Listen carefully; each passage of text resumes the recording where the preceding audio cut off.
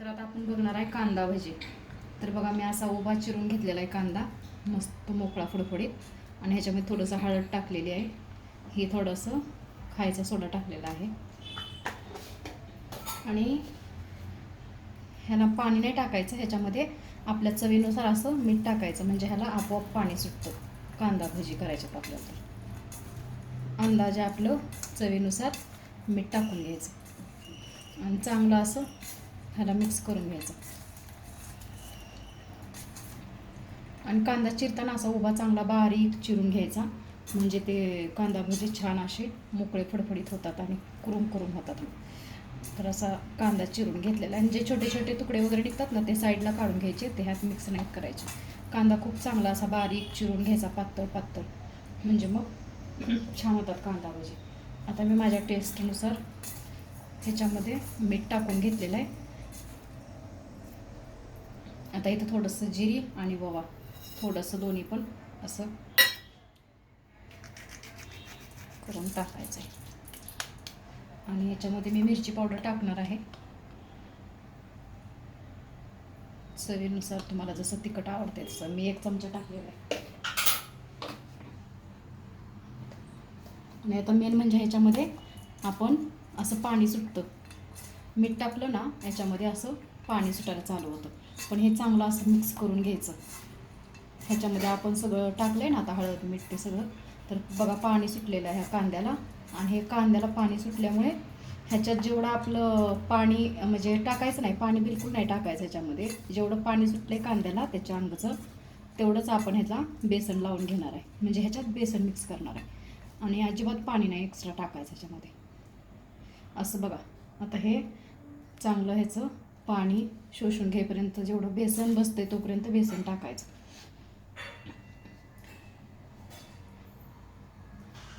मग हे कोट होतं असं व्यवस्थित, आणि असं हलक्या हलक्या हाताने ह्याला असं कोट करून घ्यायचं. जास्त पण त्याला हे करायचं नाही, नाहीतर मग ते लगदा होऊ शकतं त्याचा. तर असं मोकळं फडफडीत थोडं थोडं टाकायचं, बेसन पण एकदम नाही टाकायचं, आणि हलक्या हलक्या हाताने असं खालवर करून घ्यायचं त्याला.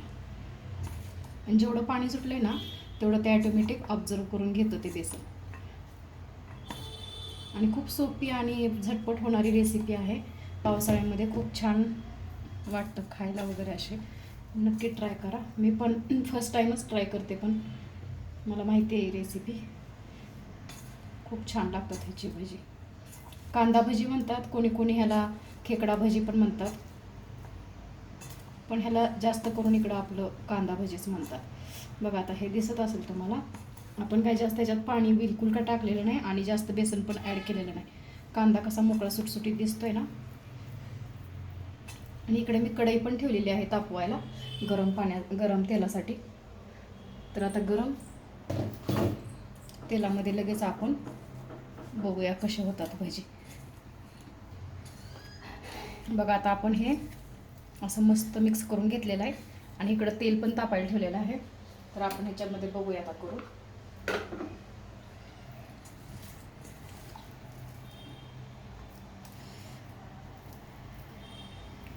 आणि याच्यामध्ये ना तुम्हाला जर आवडत असेल तर ह्याच्यामध्ये अजून तुम्ही कोथिंबीर पण ॲड करू शकता, थोडीशी चवीसाठी. आता माझ्याकडं नाही आहे म्हणून मी स्किप केलेली आहे. आणि हे असे भजे ना थंड झाल्यानंतर खूप कुरकुरीत आणि छान लागतात खाण्यासाठी. असं आपण टाकायचं ह्याच्यामध्ये तेलामध्ये.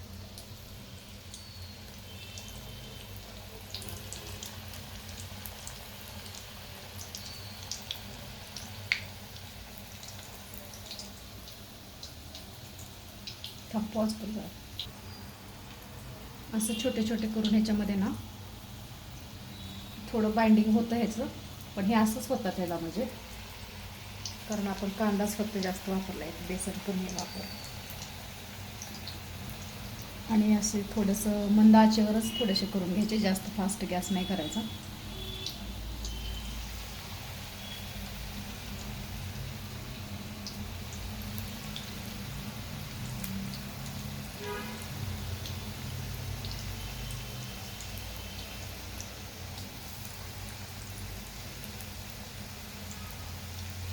कांदा भजी म्हणजे असं खायला खूप कुरकुरीत आणि टेस्टी पण लागतात हे. पण ह्याला खूप, म्हणजे कांदा जो आहे तोच व्यवस्थित कटिंग करून घ्यावा लागतो, पातळ असं.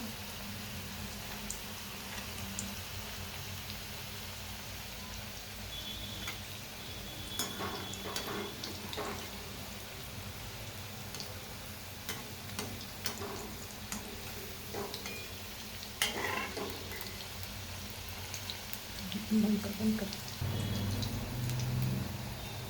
चांगले तळून घ्यायचे भजी.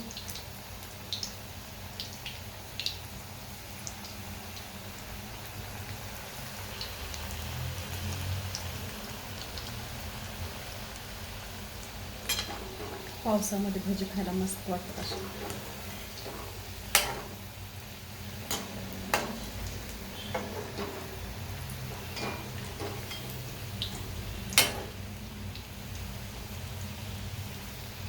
थोडासा गॅस फास्ट केलाय मी.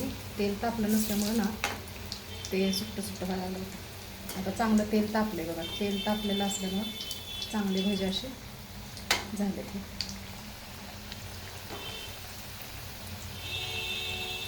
थोडंसं भाजून मंद आचेवर थोडंसं भाजून घ्यायचं चांगले खरपूस होईपर्यंत.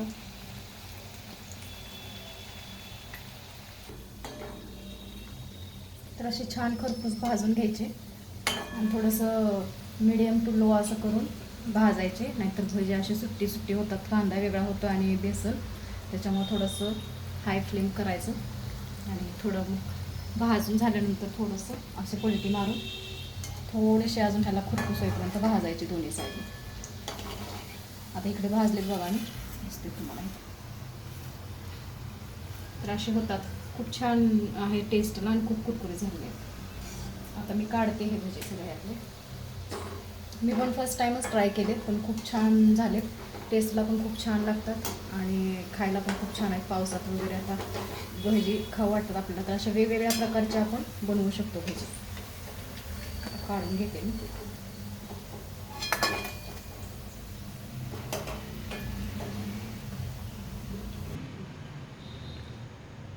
आजीचंच काढ. बस की खाली. खाली बस की. कांदा भजी केलेत बघ, टेस्ट करून कसे बघ. खाऊन दाखव. खाऊन सांग. दाखव रे इथं.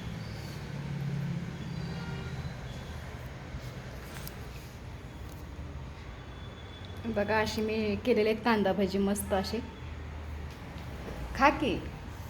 खाऊन काढ के फोटो तरी. नाही, फोटो नाही ह्यात काढायचा. नाही ना. खा. तिला वाटायला फोटो काढायले.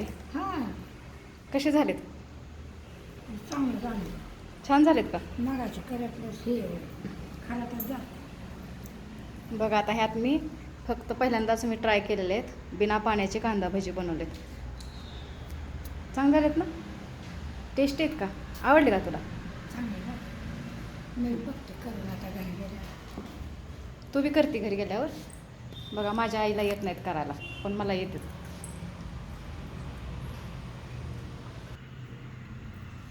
तर बघा मी फर्स्ट टाईमच ट्राय केलेत कांदा भजी आणि खूप टेस्टी झालेले आहेत. तर श्रावण महिन्यामध्ये आता पावसाळा पण चालू असतो आणि खायला पण खूप टेस्टी आणि छान आहे हा मेनू. तर तुम्हाला आवडलं तर तुम्ही नक्की ट्राय करा.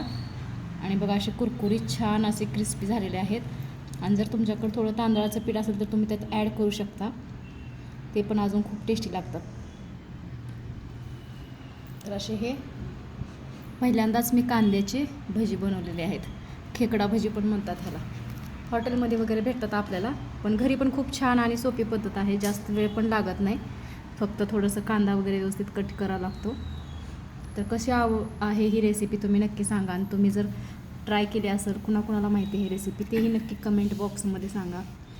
आणि कशी वाटली तुम्हाला ही कांदा भजी ते पण नक्की सांगा. चला बाय, भेटूया नंतर अशाच एका छान अशा मस्त खमंग रेसिपीसोबत. तोपर्यंत टेक केअर, बाय बाय आणि जय श्री कृष्ण, राधे राधे सगळ्यांना.